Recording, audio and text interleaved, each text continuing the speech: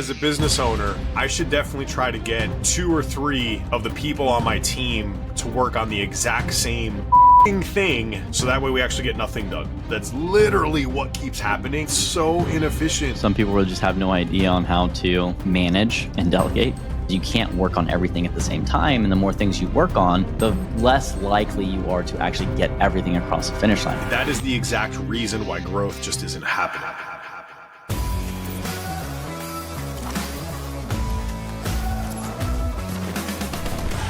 As a business owner, I should definitely try to get 2 or 3 of the people on my team to work on the exact same thing, so that way we actually get nothing done. Let's waste everybody's time.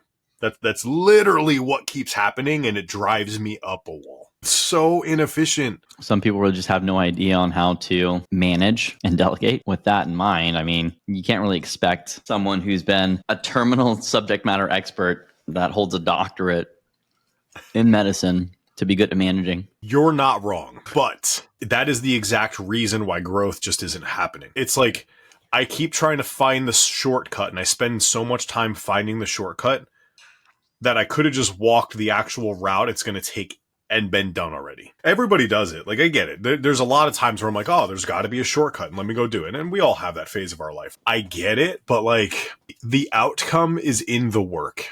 You generate the outcome by doing the work. And everybody's busy trying to avoid the work, and they're busy trying to find other ways to go do something. It's just like, just put the effort in and get it done. I sent Bobbert 15 different scripts and layouts of short form content. Here it is. And it's, listen, I jammed. I took top performing stuff from YouTube, top channels from YouTube, top things on Instagram. I found a lot of stuff that's performing really well. I took all that, I packaged in their voice, their brand, their specific thing that they do, packaged all that together, leveraging some of the AI stuff that I have today, and output 15 short form scripts. Do I think that first round is by far the best thing in like since sliced bread? No, I don't, because it's the first round and we need feedback and we need feedback loops, and like, let's just get it done. It has taken 2 weeks to get 10 of the 15 things recorded. And if I tell you, I've had the conversation around the goal on round number 1 is to get data and feedback so we can continue to refine 3 separate times. Yesterday, yet again, it's still like, hey, just so you know. And I'm like, perfect. That's feedback so we can get data. Just get the work done. Like, I hate when people waste my effort and my time. That's the thing. Like you just did all this stuff with recipes, and you did it wrong. And then on top of it, it sounds like somebody didn't communicate with you that there was a different priority for the past week. So you were working on the wrong thing. So like now a big project, a $80,000 project is delayed by a week because of poor communication and management. You wasted some of your time because now you have to redo some of the shit. And then you could have also focused on something different that was more pressing at the time. And it's just like, that is literally the exact reason why shit doesn't get done. That's why project management is important, frankly.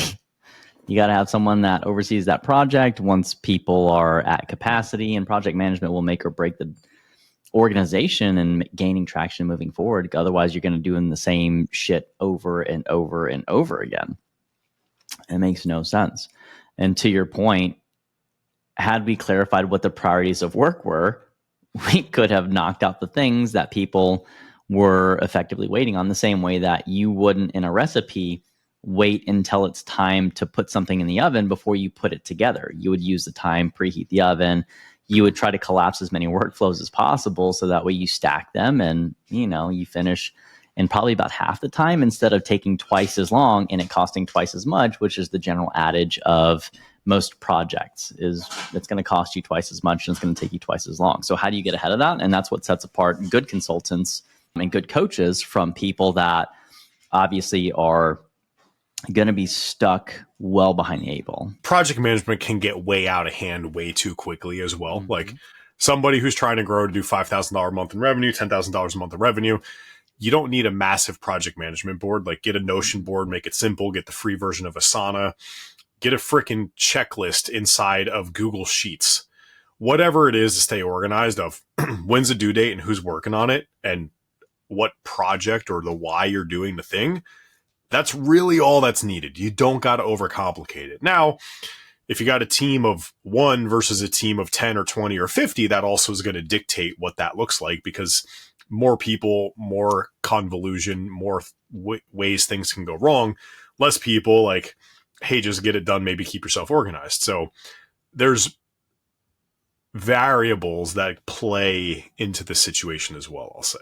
There's a lot of variables that go into project management. And to your point, it can get as robust and sophisticated as you need it to be. And unnecessarily, if there's not a need for it to be that complicated, then yeah, just keep it simple.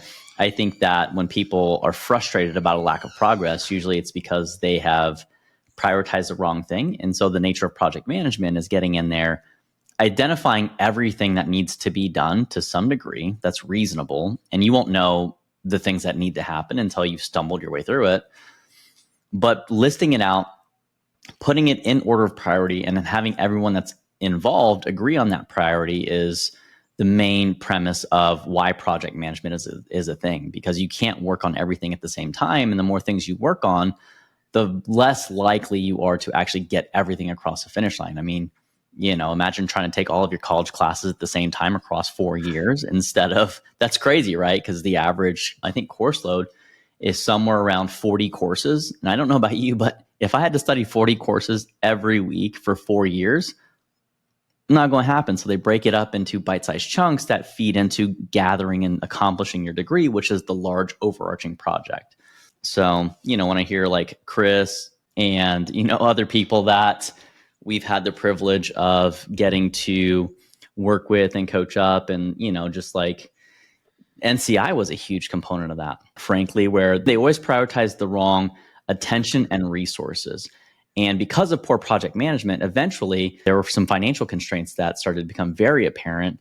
And towards the back end there, there was a lot of staff attrition because of the inability to, frankly, like make payroll. Transparently, I was largely responsible for the last 6 months of my tenure there and some of those decisions. And, we just happened to make the wrong ones. But I will say that if you don't have the right resources allocated to the right projects at the right time, you are going to either reduce your chances of success or increase the risk of fatigue and dropout and disinterest and everything else, and changing markets and everything between now and then. So I think those are some reasons as to why I think project management is so important. I think the point here is put a list together, attack it in the most logical order that makes sense to you, and like get things done that need to get done, and just make sure one person is working on the thing. Again, majority of our audience, you're not managing and leading teams of 10, 20, 50 people. So it's a little bit less relevant. So for you, this is hey, just take action and get the things done that you need to be getting done and stop getting distracted. Generally speaking, you want to get the right work done in the right sequence in order to produce the right outcome. And are you going to be perfect 100% of the time? Absolutely not. Totally cool. And are you going to get distracted once in a while? Absolutely. And that's also totally cool. You probably learned something. But controlling that and just doing the main thing and focusing on the main thing is going to be the most important piece. But wasted effort is exactly wasted effort. Like we talked about lead generation a couple episodes ago, and we talked about the input of time to generate leads, and you're still throwing that away. Well, if you go work 25-50% of your week on things that you never actually bring to the finish line, that is also wasted time. You could have either worked on the thing you needed to do and got it done more quickly, better, whatever, or you could have taken the time off and rested or gone to the gym or more self-care, whatever it is. So it just wasted time at the end of the day if it's not going to get used. Yeah. And that's the big thing. Like we just started bringing people into the Health Coaching Success Academy literally yesterday. Everybody, we opened the doors. Surprise! People were coming in, and now everybody's in there. And here's the cool thing, right? The Academy is $97 a month. It's always going to be $97. It's never going to be, we're not doing discounts and we're not going to jack the price up on it. It's $97. There might be other things you can buy eventually that cost more than that outside of there, but it's $97 a month. And you got your CRM, your templates, your certifications, you got all the stuff, right? Okay, cool. You got the stuff. There's the technical side, but what does it come with? And why do I need it? At the end of the day, It's literally the operating system, everything you need to produce better client results and run your business more effectively so you can have a better business. It's cheaper than everybody else. Functionally speaking, there is no benefit to being second least expensive in the marketplace or potentially even second most expensive. You should go high ticket or be the cheapest. Well, guess what? Everybody's been ripping you off all the time of all this stuff, thousands of dollars. So we're like, you know what? We're not going to be the second least expensive. We plan to be the least expensive and offer up what everybody truly needs. Here's the biggest thing about the Academy. I'm going to let you in on the biggest secret. If you don't do the work, it's still a waste of time and money. And we're not here hand-holding you. We're going to give you trainings. We're going to show up live. We're going to communicate in the group. Like, there's a bunch of stuff we are going to do. But at the end of the day, we can't do the work for you. You have to do the work or it doesn't matter. Mm-hmm. And that's like coming back to this original point. We're excited for the group, but if people don't do the thing, who cares? Doesn't matter. We will hold your hand, in fact. And it's just going to cost you a lot more than most people are willing to pay, simply for the fact that there's a price for everything, I would say, for the most part. It's not always monetary. But if someone came in and offered us like a $500,000 retainer, I don't think we would probably turn that down. We'd probably be willing to go and handhold them a little bit, right, Steve? That's fair. Right. So again, everything's negotiable. If there was like something about getting on a public speaking circuit and booking 52 different public speaking things. Anyways, long story short, there's something that everyone always values, which is going back to the original value proposition. People and consumers are always looking for the most value or the most benefit to them for the lowest cost available. And so to your point, we don't want to be, second most expensive or second cheapest because you get beat out by the top, one or two spots every single time. But rather, we want to have the most undeniable value at a price that is going to be commensurate with what our intended consumers are willing to spend. We want it to be highly valuable. There's a value proposition thing in there. But also the intent here is to make sure that you have access to every single thing you need to be successful, not at thousands and thousands of dollars worth of stuff. Mm-hmm. But again, there is one big assumption we're making in that process. Mm-hmm. And I believe it is only one, though. The one differentiator between what you're going to get in our Success Academy versus other places is you need to show up and do the work and ask questions when you need help, rather than there being this fake group call coaching session where you probably don't even get a chance to talk and ask questions in. That's going to help you maybe move along, if you will. And, I think it's important to also call out the fact that one of the distinguishing factors of Coaching Success Academy here is the very clear fact that we build all of our materials around tools. It's not around esoteric, like random information that you'll find in most certification courses or, most of those online gurus will do stuff for you. We have these resources. We build our learning experiences around the resources. So that way, you know how to use the resource, you know where the limitations are, you know how to overcome those limitations, and you know which buttons to press at what times. Basically, we train you for the tools the same way that Harley Davidson's Riding Academy trains people how to ride motorcycles and then happens to have something that's available for that. So just to help people understand what the educational differences are, or even the business tools, because obviously building our stuff around a CRM is really one of the bigger distinguishing factors as to why other business gurus have historically fallen short, is a lot of the button pushing aspects, frankly, aren't included. They'll either just offload it to some offshore or whatever and, call it good. So before you invest those tens of thousands of dollars and potentially go into having to sell your car for business coaching that likely will not work for you because the person that created it didn't take the time to understand a lot of the basic principles and how to lateralize them. That's where you just want to make sure you do your due diligence and you find someone that's in your unique circumstances and situation, or at least as close as you can get.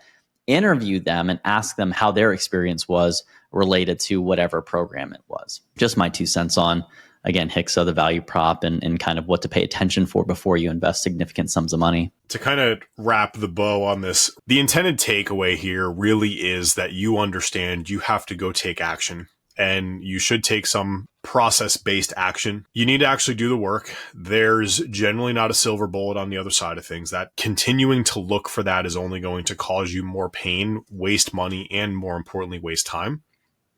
And when we built the Success Academy, the intention behind it was to deliver to you principles that are everlasting, not flash in the pan tactics that work right now, which, trust me, we will talk tactics and we will talk how to turn those principles into tactics.